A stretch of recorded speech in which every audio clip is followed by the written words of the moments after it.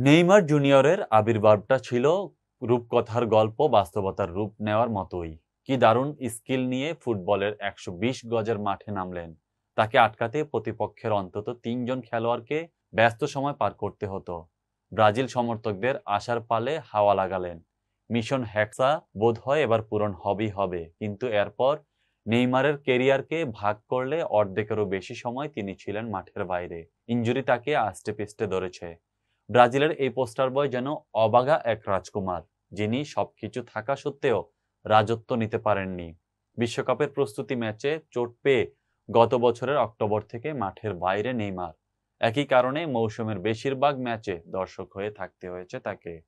পুরো মৌসুমে আল হিলালের হয়ে নেইমার খেলেছেন মাত্র ৫টি ম্যাচ, যেখানে সৌদি প্রো লিগের ম্যাচ ছিল ৩টি।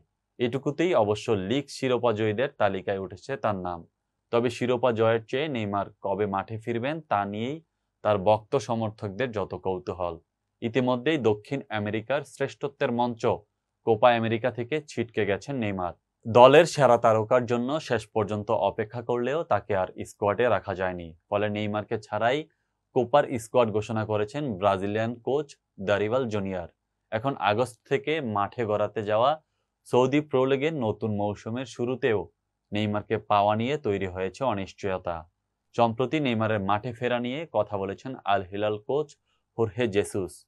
সৌদি আরবের রাজধানী রিয়াদের সাংবাদিকদের মুখোমুখি হয়ে জেসুস বলেন, আমি যতদূর জানি নেইমারকে সেরে ওঠার জন্য যে সময় দেওয়া হয়েছে এবং এই ধরনের চোট থেকে পুরোপুরি সেরে উঠতে যে সময় লাগে তা হচ্ছে ১০ থেকে ১১ মাস।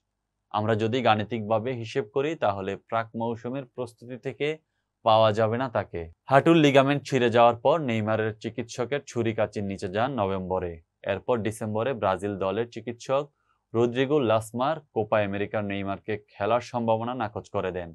পরে এর সত্যতা পাওয়া যায় দারিভালের ঘোষিত স্কোয়াডেও।